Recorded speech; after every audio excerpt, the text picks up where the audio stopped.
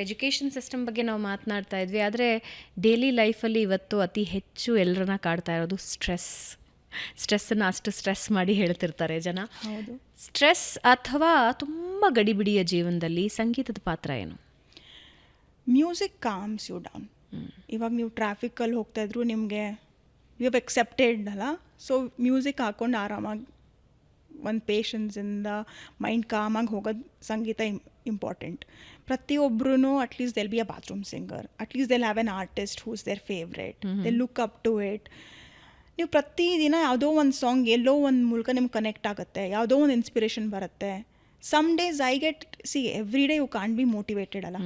ನಿಮಗೆ ದಿನಾನು ನಾನು ಇವತ್ತು ಹಿಂಗೆ ಮಾಡ್ಬಿಡ್ತೀನಿ ಆಗಲ್ಲ. ಒಂದು ಕನ್ಸಿಸ್ಟೆನ್ಸಿ ಇರಬೇಕಂದ್ರೆ ಯಾವುದೋ ಒಂದು ಮೂಲಕ ನೀವು ಪರ್ಸ್ಪೆಕ್ಟಿವ್ ಡೆವಲಪ್ ಮಾಡ್ಕೋತೀರ. ಅದು ಮ್ಯೂಸಿಕ್ ಆಗಿರ್ಬೋದು, ಇನ್ನೊಬ್ರ ಜೊತೆ ಮಾತಾಡಿದ್ರೂ ಅವ್ರಿಗೊಂದು ಮೋಟಿವೇಟ್ ಬರ್ಬೋದು.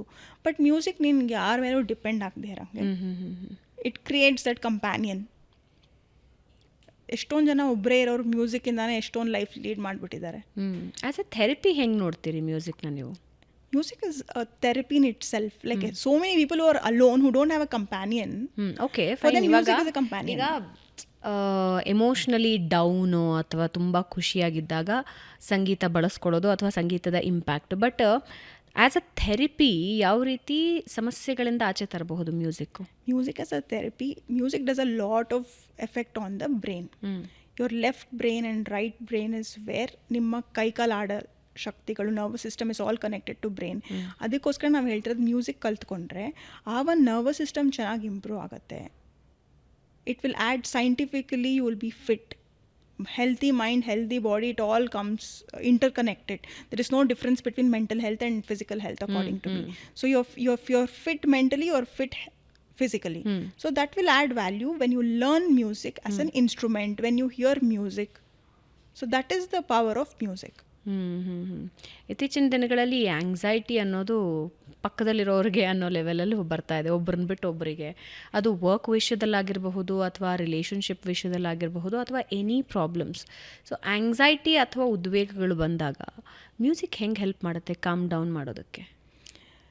ಇಟ್ ಡಿಪೆಂಡ್ಸ್ ಒಬ್ಬೊಬ್ರಿಗೆ ಅವ್ರವ್ರು ಹೆಂಗೆ ಮ್ಯೂಸಿಕ್ನ ತೊಗೊಳ್ತಾರೆ ಅಂತ. ಕೆಲವ್ರಿಗೆ ಕೆಲವು ಹಾಡು ಇಷ್ಟ ಆಗುತ್ತೆ, ಕೆಲವ್ರಿಗೆ ಕೆಲವು ಆರ್ಟಿಸ್ಟ್ ಇಷ್ಟ ಆಗುತ್ತೆ.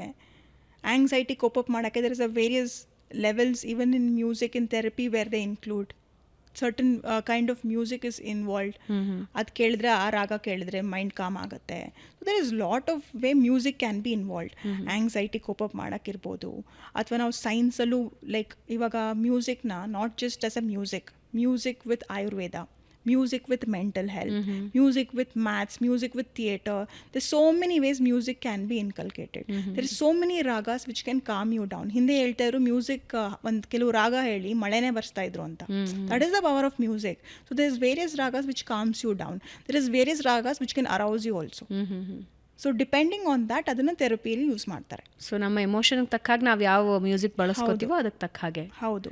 ಇದು ಎಲ್ಲ core is what I am saying is that is why music education should be introduce to children young ಏಜಲ್ಲಿ.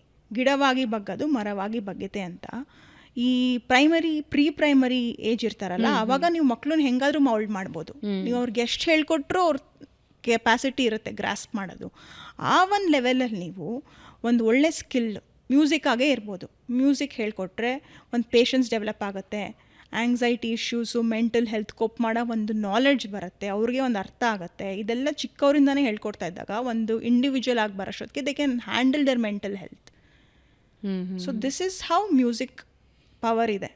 So that is why music ಚಿಕ್ಕ ಮಕ್ಕಳಿಂದನೇ ಹೇಳ್ಕೊಡಿ.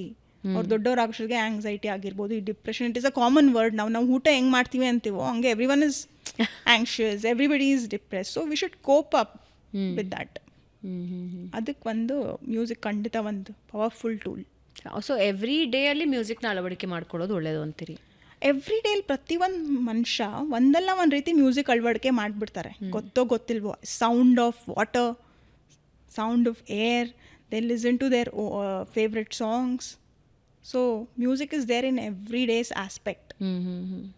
ಅದು ನೀವು ಹೆಂಗೆ ಎಕ್ಸೆಪ್ಟ್ ಮಾಡ್ಕೊಳ್ತೀರಾ? ನಾನು ಹಾಡು ಕೇಳ್ತೀನಿ, ಇನ್ನೊಬ್ರು ನಾನು ಡ್ಯಾನ್ಸ್ ಮಾಡ್ತಾ ಇರ್ತೀನಿ, ಜೊತೆಗೆ ಮ್ಯೂಸಿಕ್ ಹಾಕ್ಕೊಂಡಿರ್ತೀನಿ ಅಂತಾರೆ, ಇನ್ನೊಬ್ರು ಇನ್ಸ್ಟ್ರೂಮೆಂಟ್ಸ್ ಕಲ್ತ್ಕೊಂಡಿದ್ದೀವಿ ಅಂತಾರೆ.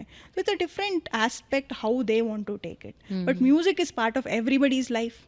Even our government at the central is also saying Indian ಕಲ್ಚರ್ಗೆ, ಇಂಡಿಯನ್ ಮ್ಯೂಸಿಕ್ನ, ನಮ್ಮ ದೇಶದ ಸಂಸ್ಕೃತಿ ಇದಕ್ಕೆ ನಾವು ಒಂದು ಅವಶ್ಯಕತೆವಾಗಿ ಒಂದು ಇಂಪಾರ್ಟೆನ್ಸ್ ಕೊಡಬೇಕು.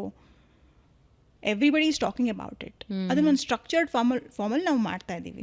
ಅದಕ್ಕೆ ಒಂದು ಟ್ರೈನಿಂಗು, ಅದಕ್ಕೆ ಒಂದು training centre, support from the government ಇರಬೇಕನ್ನೋದು ಒಂದಷ್ಟೇ. It's a very much part of everybody's life.